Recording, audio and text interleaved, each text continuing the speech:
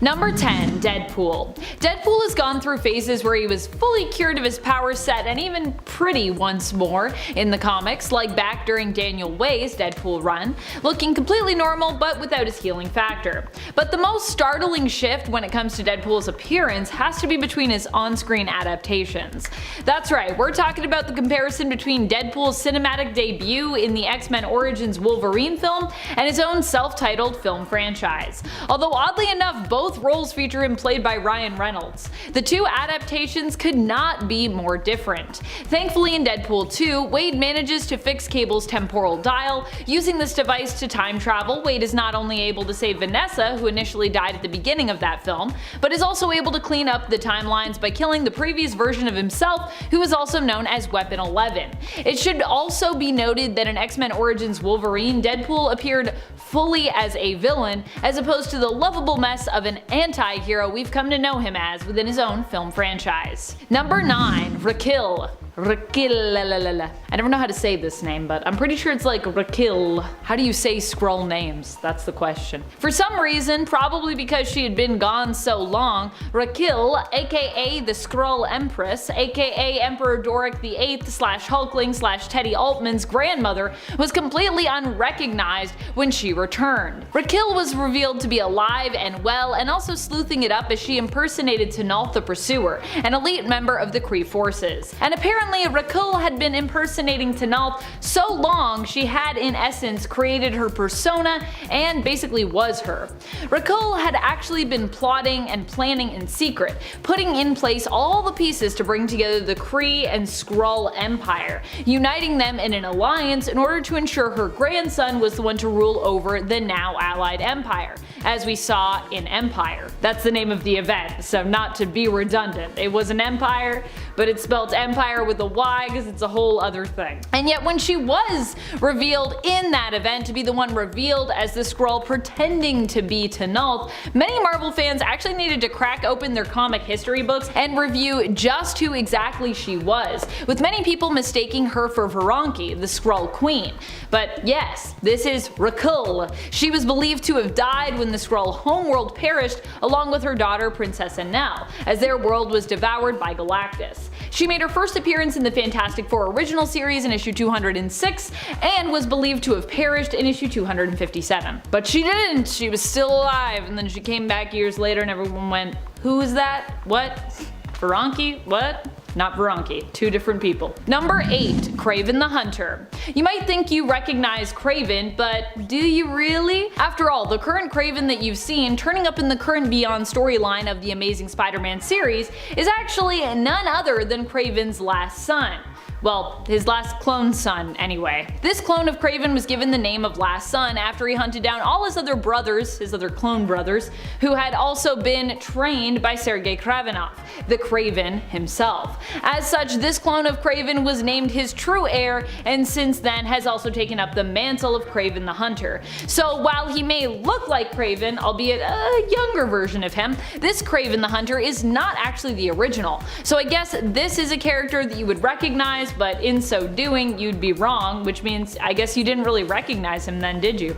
This version of Kraven made his first appearance in the current run of The Amazing Spider-Man, which started in 2018, first appearing back in issue 16 as the Last Son. Number 7. Zemnu. Zemnu made his first appearance in Journey into Mystery in issue number 62. We learned that Zemnu was actually a prisoner and a criminal who was retrieved and accidentally revived by a human and electrician named Joe Harper. Zemnu would go on to become known as Zemnu the Living Hulk, and would also prove to be a powerful cosmic, psionic, and all-around bizarre enemy to the Hulk and the Hulk family in time. Initially, he clashed with the original superhero powerhouse team known as the Defenders. Zemnu in his first appearance has brownish or reddish fur, but currently has reappeared in the comics with white fur, making him look kind of like a space yeti. You may not recognize him because you forgot him, or because he's just so weird, or it could be just because of this change when it comes to, you know, his overall fur color. But yeah, he's got different, I guess he dyed his fur? I don't know. What happened there? Number 6. Norman Osborn. Well, you might currently recognize Norman Osborn in terms of his appearance. When it comes to his actions and his alignment, You might not. And in modern comics, Norman has also gone through a couple dramatic redesigns and makeovers in recent history. At one point, Norman gets plastic surgery to completely change his facial appearance, reinventing himself as Mason Banks and becoming the head of Alchemex. There's even an unmasked point where we were all kind of like, wait, who's that? And then he's like, I changed my face, but it's me, Norman Osborne, aka also Mason Banks. He also has been the head of Hammer and his own Dark Avengers, and for a time posed as their version of Iron Man, tarnishing the mantle of Iron Patriot, and more recently, a depowered Norman bonded with the Carnage symbiote, allowing himself to use the Goblin serum once more, but ultimately being driven insane by that whole experience and believing himself to actually be prime Carnage host and serial killer Cletus Cassidy. Now sane again, however, and seemingly purified by the Sin Eater, currently in the comics, Norman is on a path of redemption, having gained a new lease on life and being cured of his usual villainous intentions. Or so it would seem. I never trust Norman, but that's what's up currently. Number 5. Galactus. One villain who recently got a very mummy-inspired looking makeover was Galactus during his time in Thor's latest series as written by Donny Cates. Here in the first arc of the 2020 Thor series, referred to as Volume 6 overall of Thor, Thor takes on the immensely powerful cosmic entity known as the Black Winter. Because the Black Winter is so powerful, Thor is forced to team up with Galactus to defeat it. Unfortunately, he also learns that Galactus is actually kind of a herald for the Black Winter. FYI, that is just how powerful of a force the Black Winter is. He has Galactus as a herald. After devouring 5 planets to bolster his own power, Galactus has this power stripped from him by Thor upon this revelation. Thor leaves Galactus drained of the power cosmic, wrinkled, and de-armored, even taking Galactus's helmet as a trophy, using it as the entrance to his throne room. So while you might have recognized him previously, Galactus then got super upgraded and now is very mummified and also very dead. Oof. Number 4. Onslaught. Onslaught initially was a villain with a mysterious background. Despite the fact the powerful villain looked a ton like Magneto and seemed to pack a psionic powerhouse of abilities that echoed an evil Professor X, the character's true identity as really both of those mutants wouldn't be confirmed till after his initial appearance. When Onslaught appeared again, it was in a similar vein, and while the symbol of Onslaught might be similar, this time around when it came to the character's identity, they were even less recognizable, as it was explained that basically all the mutants of Krakoa were, in a way, Onslaught, and that Onslaught was able to exist through their constant resurrections. So while you might recognize the look of Onslaught when they returned, their true identity was even more of a mystery than the first time around. And their final form that we saw during X-Men The Onslaught Revelation was pretty wild as well, getting a bit of an update to match even the current character designs of what an amalgamated Charles and Eric would look like currently. I like that that version of Onslaught has like the black suit now, the tight black suit that Charles wears. It's a look. Number 3. One Below All. I think one of the biggest revelations of modern comics was learning that even a being as good as the One Above All, who is basically considered to be like Marvel God, has a dark side. The One Below All ended up being a major villain in the Immortal Hulk series, and we later learned that their power actually came from one of the most divine and good beings in the Marvel universe, the One Above All. The One Below All is like the Hulk for the One Above All. In other words, their darker and much more destructive other half. So while you might know the One Above All and you might know the One Below All, I bet you'd be surprised to learn that they were actually directly connected to one another. They can't exist without the other, especially given how different in appearance and alignment they both are. But this revelation was also super powerful and fitting for a series that was really all about forgiving and reconciling the darker side of the Hulk, the Hulks, and ultimately of humanity and our own individual selves. After all, we all have like a little bit of a Hulk side to us. Number 2. Killmonger. If you go on far enough back, Eric Killmonger easily becomes one of Marvel's villains you would not soon recognize. And that goes both ways. Whether we're talking about more recent fans looking back in comic history to his first appearance in Jungle Action, volume number 2, or whether we're talking about his initial fans looking at his modern MCU adaptation and comic redesign, which obviously takes inspiration from the MCU version of Eric. Killmonger made his first appearance in the second volume of Jungle Action from the 1970s in issue number 6, and even from that front cover, he just looks like really different. Here, Eric does not sport any self-created bodily scars marking his kills, but instead comes with a lot of spiky accessories, including what appears to be a spike belt, which he uses as a weapon to fight against his foe and his rival, Black Panther. All the spikes. Now he's got scars, but back then he had spikes. Number 1. The Leader. I doubt after all this time if the Leader even really recognizes himself, considering what he looks like now. Following the events of Immortal Hulk, the Leader is left no longer a supervillain, but just a guy. Throughout the course of the series, we saw the Leader only grow more evil and more powerful, it seemed. He was eventually basically influenced or possessed by the one below all, the most powerful of all Hulk-related baddies, and possibly the baddest of the bad just in general. However, after the two beings were separated from one another, Stearns was left as just a man, returned to normal. The Hulk decided to forgive the Leader, and he returned back to the Earth with all the other Hulks and Bruce Banner. It's been a long time, but Sam Stearns is no longer the Leader, at least not currently in the comics. I mean, he could return to being the Leader at some point. Instead, Samuel Stearns is just Samuel Stearns. Number 10. Harley Quinn. While Harley Quinn's character design and costume has been changed, it's pretty similar to a lot of looks we've seen her in the past. Mostly what we're seeing in her new series is a change to art style, and with her new role as Batman's ally and sidekick, a complete shift over to the side of being a hero. Harley is of course still bringing her unique approach to heroism, so don't panic if you are a fan of Harley's wackiness and standout personality. But considering where she came from, being Joker's sidekick, this is a pretty big change to her character as we originally knew her. If you've been out of the comics for some time and aren't quite as well versed in Harley Quinn's history, you might not recognize her in 2021 as she's gone from full villain to full hero. Number 9. Poison Ivy. Over the last few years, Ivy has gotten a few pretty drastic redesigns, so if you are reading her in 2021 from anywhere along her recent history in the past 3 to 5 years, you might be a little confused when it comes to her look and ask yourself, wait a minute, is that Ivy? Also, who's Queen Ivy? We've seen her go from eco-villain to hero and environmental activist and spokesperson to dead to alive, and split down the middle between those two warring personas, the villain and the hero, when we literally got 2 Ivies. Then from there she became Queen Ivy and got a complete redesign when it came to her costume. Now she's back to wreaking havoc on Gotham, or is she? Time will tell what alignment we'll see for Ivy in the future. But either way, I'm here for the ride. And friends, before we move on to this next spot, if you are loving this list, if you want to learn about more cool redesigns and updates to characters that we've seen recently, be sure to let us know by giving this video a thumbs up. Especially in the Batverse, I feel like there's so many Bat characters that have been introduced and redesigned. It's awesome. Number 7. Black Mask. Black Mask not only has a new look and redesign, in future state that is, that I must admit is spectacular, but he also got a power upgrade during the Year of the Villain event. Black Mask was given the ability to change his identity with the added upgrade of an identity changing mask, which is pretty powerful.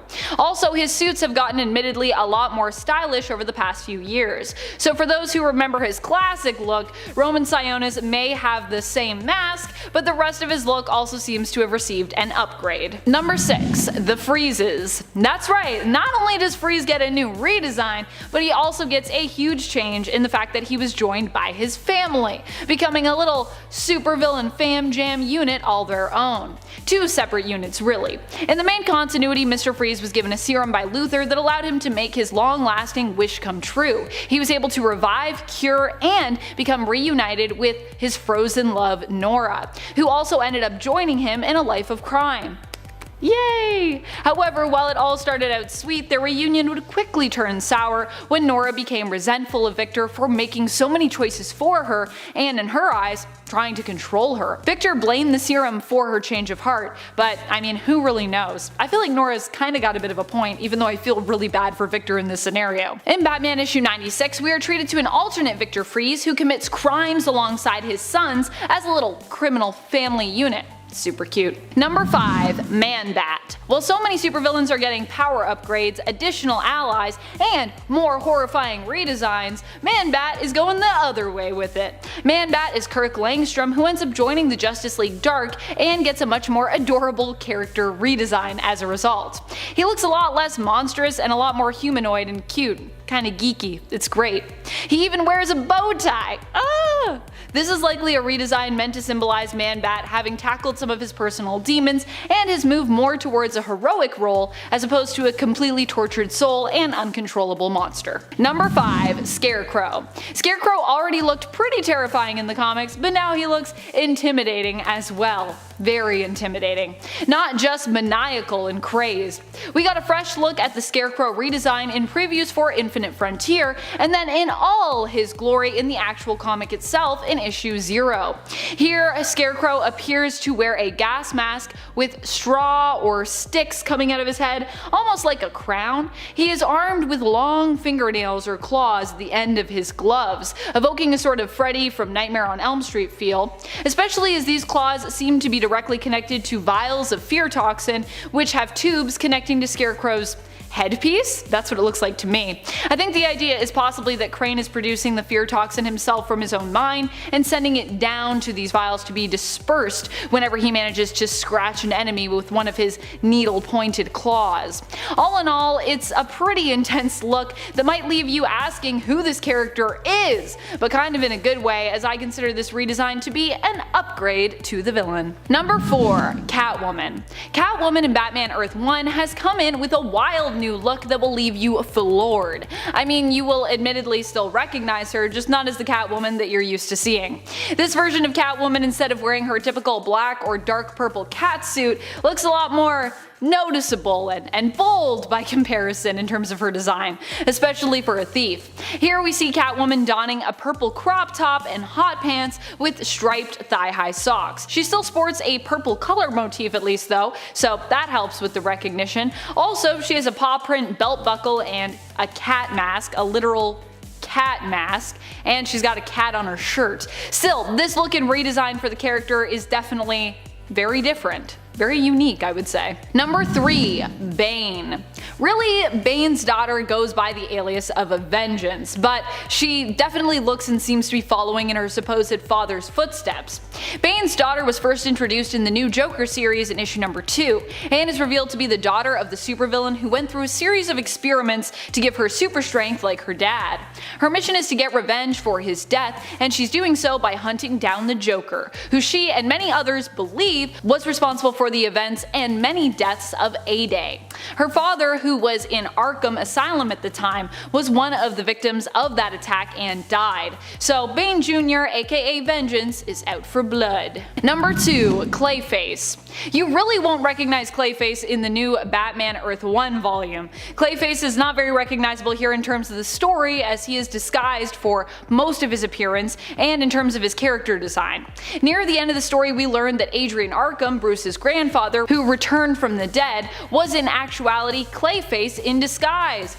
We're all used to seeing more of a giant mud monster when it comes to how Clayface is depicted, but instead, here we get a very kind of, I don't know, smooth looking baldy figure in the end, who appears to really kind of just be a man. Like a man who can shapeshift, but just a guy. Like a guy who, if you saw him on the streets, you wouldn't run in terror from him or anything. You might just notice his skin was like a little odd looking in terms of its texture, but that's about it. Other than that, he looks pretty average. Number 1. Two-Face. The Earth 1 version of Two-Face sees the character completely reinvented in a way you might not have expected, which is what makes it so great.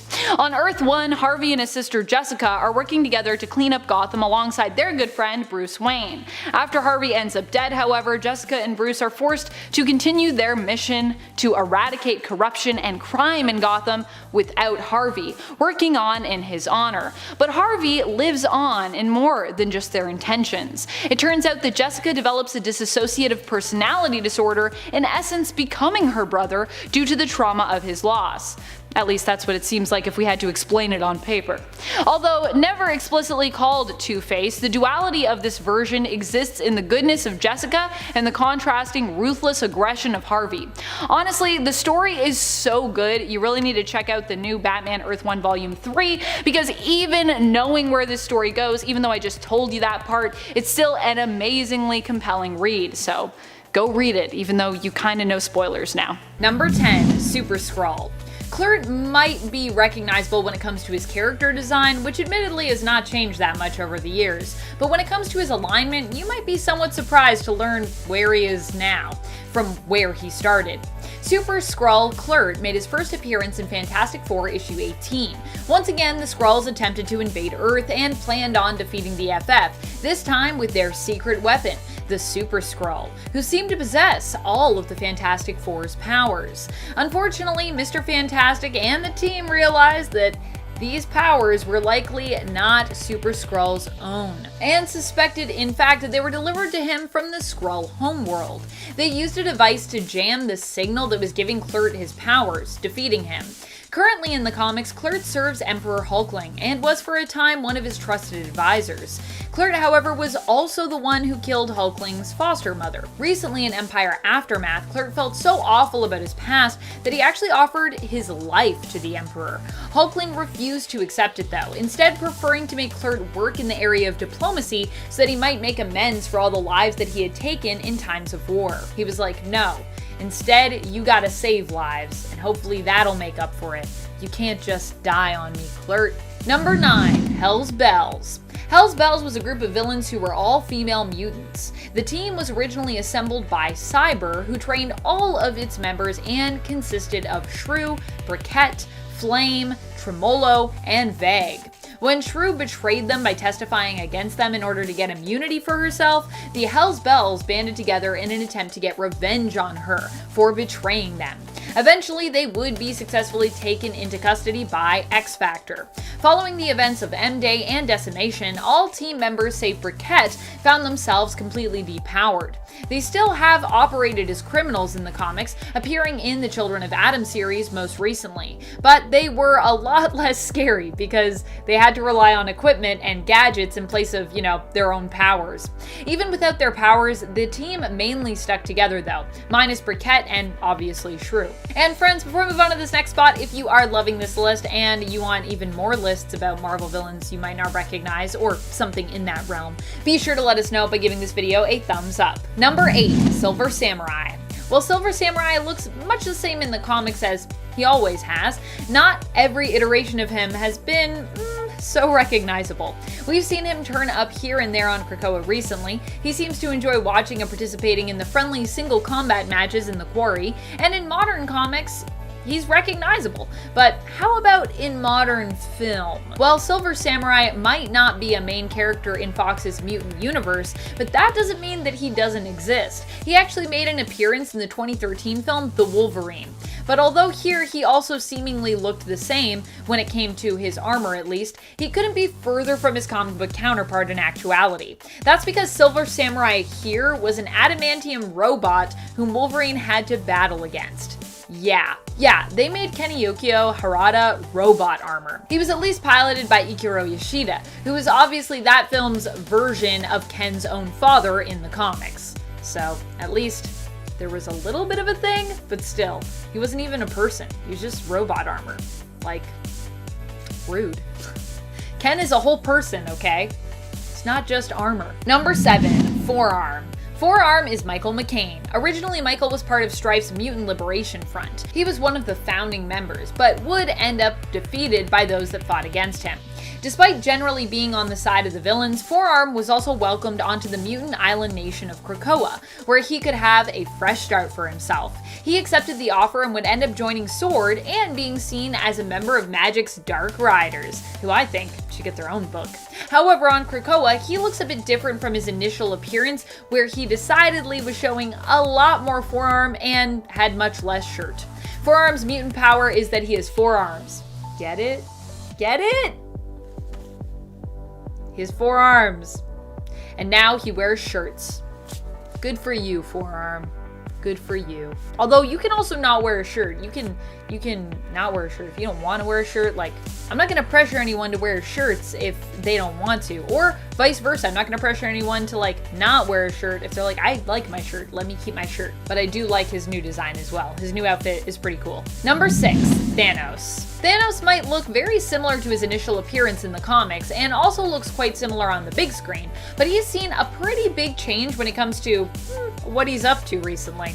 In the comics, that is. In the MCU, he's mainly dead and gone. But there is a chance perhaps that he could return. Who knows? Not only have we now met Star Fox or Eros in the MCU, but in the comics, Thanos has become the new Prime Eternal, and as such, their new leader. That's right, this guy just went from being the baddest supervillain around to leader of a superhero team. Although we'll have to see where the Eternals' alignment is in the comics following the events of Avengers vs. X-Men vs. Eternals War, because that's probably going to be crazy. Also, I don't even know what the Eternals is really doing in that mix, but I'm here for it. I'm here to check that out. Number 5, Rhino. Rhino was given a completely new look for his appearance in the second Amazing Spider-Man film.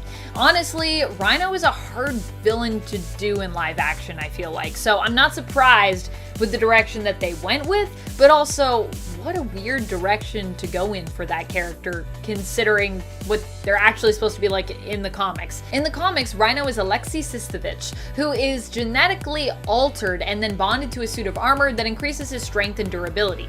Basically, he's given like a mechanical rhino skin, but like the skin. The armor was modeled after a rhinoceros, as they are known in nature for being relentless when it comes to their assault and extremely hard to defeat due to their tough hide. Rhino, however, has never been known for being very smart, which makes him fairly easy to defeat usually, which seems to be the same idea when it came to his cinematic counterpart. However, the whole design for this character was definitely different than the comic book counterpart, whose armor was much less mech-like or robotic and is more like just the tough hide of a rhino. Really, he kind of just looks like a guy in a rhino suit in the comics.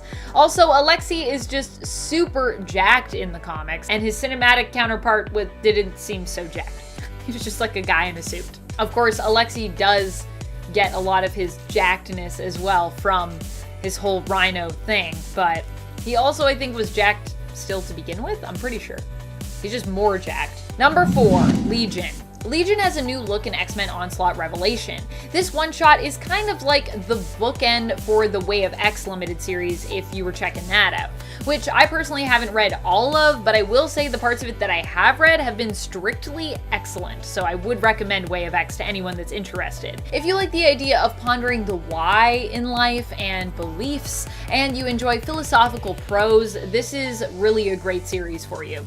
In Onslaught Revelation, Nightcrawler, Legion, Pixie, and Dust come together to try and defeat the resurrected Onslaught, who has been slowly returning with each resurrection, residing as pieces in the minds of all mutants. In order to help in the fight against Onslaught, Legion makes his mind a safe space for all mutants to come through, in essence also fully connecting with Krakoa and kind of becoming a sort of hive mind if necessary. As such, he gets a redesign, though he still gets to keep the wild shape of his hair that we've all come to recognize so well, and that I've really come to love. Legion, moving forward after the defeat of Onslaught, will also keep this look as he becomes the newly created religion's church. That's right, Legion is the church. He's the building. In essence, people can come into his mind to worship, find community, and seek sanctuary. It's like a nice safe space for people to come and just like be and feel good. It's awesome. I love that Legion is the church. I just think that's great. Number 3, Donald Blake. Donald Blake ended up becoming a villain recently in the comics, which is a pretty big change for a guy who was once also the mighty hero Thor. Donald Blake used to be Thor's human form, but in reality was kind of his own person, or he kind of ended up becoming his own person. He was created by Odin to be a human host for Thor, but after Thor died at the hands of the Serpent, Blake became separated from Thor and became his own separate entity. Eventually, he would end up going to the Enchantress for help, only for her to use him to make her own villainous creature referred to as the Keep. Basically, she killed Donald Blake and then used his blood to make the Keep, and we haven't seen the Keep in a while, but I'm sure he's out there somewhere.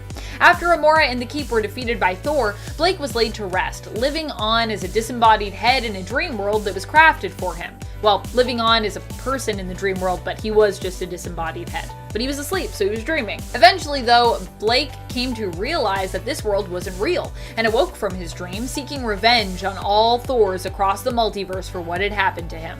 And don't worry, he wasn't just a head then, he had a body then. He would end up being defeated by 616 Thor in the end, and then made into the God of Lies, as per Thor's brother Loki's suggestion. Thor was like, what do we do with this guy? We shouldn't kill this guy. He's Donald Blake. Loki's like, nah, let's make him the God of Lies. Seems to fit considering everything Donald Blake has been through. Number 2, Taskmaster. Taskmaster is Anthony Masters and is known for being an unstoppable foe. He can master pretty much any skill he can observe. Some would say he's a taskmaster, which makes him a deadly opponent. In the Marvel Cinematic Universe, we were also introduced to Taskmaster, but the character was changed somewhat for the film in which they were introduced, Black Widow. Instead, Antonia Dreykov, the daughter of General Dreykov, the man behind the Red Room, was Taskmaster. When Black Widow left the Red Room and became an Avenger, she believed she had killed Dreykov, sadly also having to kill his daughter, who basically led them to their target.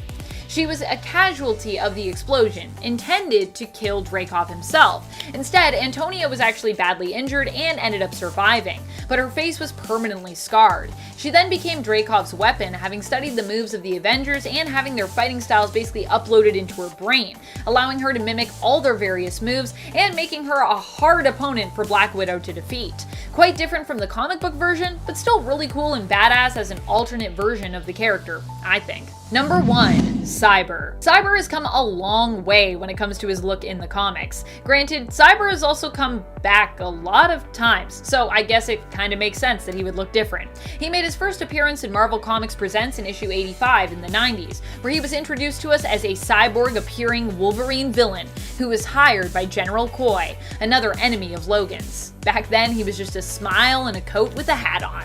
Currently, however, his design is much different, and he doesn't even go by the name Cyber anymore, instead being known as Hornet in the comics in his newest body. At number 10 is Despero. Although Despero has always been totally jacked, he was originally known as more of a threat to the Justice League through mind manipulation. During the Silver Age, he would only typically use his telepathic powers before anything else, but these days, it's a different story. Although these changes did start to take place way back in the 80s, the character has come a long way since the days when he would sit on his throne and twiddle his fingers most of the time. Now, he seems to do a lot of the grunt work himself, even looking larger in size these days than ever before. And even outside of the comics, Despero's appearance in the Arrowverse offers a totally different look into the villain. He takes on a human form for much of the time, who is, well, let's just say he's not as big as Despero, nor does he have much musculature to him, no offense to that actor. Nor does he have a third eye or anything that a comic book fan would expect, and when he's in proper form, he just seems a lot less demonic and cunning, more like Hellboy's very serious detective older brother, or something like that.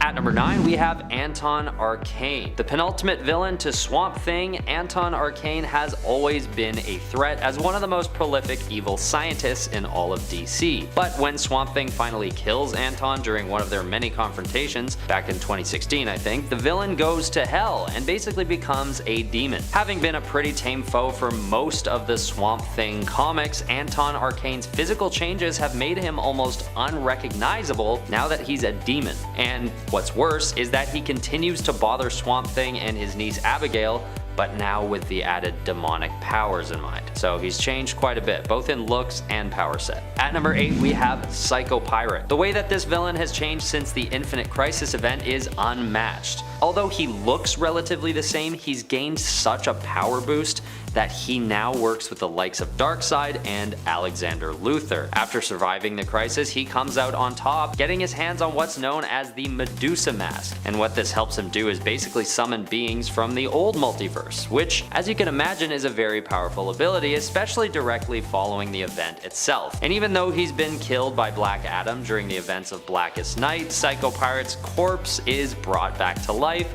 as a Black Lantern. And as you can imagine, this gives him a whole new look and increases his power level. He loses the Medusa mask in this ghoulish form, but even without it, he appears totally different than how we're used to seeing him. At number 7, we have Doomsday. The primary change with Doomsday isn't something that's been gained, but something that's been lost. A very notable power of his, actually, and that is his hyper adaptability ability. In fact, I would even argue that this was his main power, and what it meant was he could learn from past losses in battle and change his physiology to prevent himself from being killed in the same way twice. I don't know why this has been dropped, because aside from it being the defining characteristic of Doomsday, it was just a really fun ability to watch, because it made every encounter with the villain a new challenge for the heroes, which would ultimately make for an exciting read. But for whatever reason, this power has basically been left in the dust, making Doomsday that much less unique from any other bruiser type villain, at least in my opinion. At number 6, we have Dr. Octopus. Something that the less avid readers may not know about this villain is that he's been going back and forth between heroism and villainy for some time now. And not only that, Otto Octavius has recently taken on the mantle of Spider-Man, donning the superior Spider-Man armor outfitted with the mechanical arms and everything. He's also been taken over by Venom recently, as well as the Carnage symbiote. Although he's known to be back to his evil ways and his classic suit in 2022, there is no telling if he'll jump back into the Spidey suit once more. He's already gone back and forth a number of times, even in the last few years, so I wouldn't be surprised if he did it again. At number 5 is the Green Goblin, aka Norman Osborn. As if this villain wasn't enough of a contender for Spidey to deal with before, he actually takes on the Carnage symbiote, turning him into the Red Goblin, as mentioned before. This makes him nearly unstoppable, forcing the good guys to employ anti-venom on him in order to take him out for good. And even though he has since gone back to being the Green Goblin, the character takes another turn that makes him unrecognizable from his past self during the events of Kindred Rising. And by unrecognizable, I mean that he's now working with Spider-Man. When Sin Eater cleanses Norman of his sins, his allegiances change and he becomes a hero. At number 4, we have Dr. Doom. These days, Dr. Doom has taken on some pretty unstoppable powers that some would even describe as being godlike. Big fans of Victor Von Doom might have expected him to reach a point like this at some point because of his insatiable hunger for power, but as of 2022,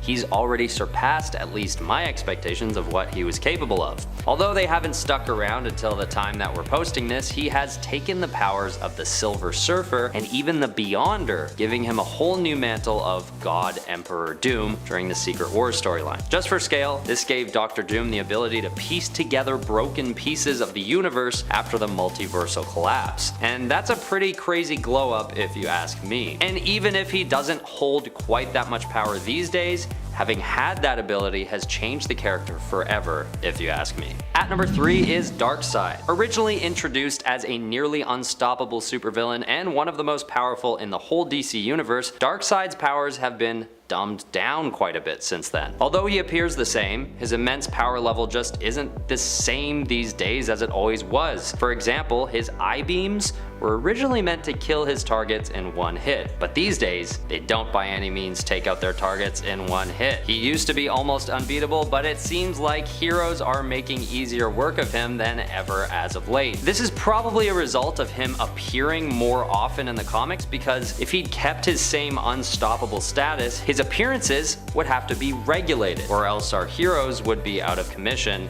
in the blink of an eye. At number 2 is Anti-Monitor. Another case of a villain getting nerfed. Anti-Monitor's gotten it bad these days. If you thought Darkseid got taken down a notch, just think how much room there would be to do the same with Anti-Monitor, because he is, after all, the most powerful being in the DC multiverse. Just to get an idea of what I mean, back in the day, Anti-Monitor takes out multiple universes alone before he reaches ours, and then once he does, it takes a hell of a lot to take him down. In fact, it became one of the most notable moments in all of the DC comics when they did, because it was so difficult. But when he returns from his defeat and joins the Sinestro Corps, he just seems to be in a totally different echelon of power, a lesser one.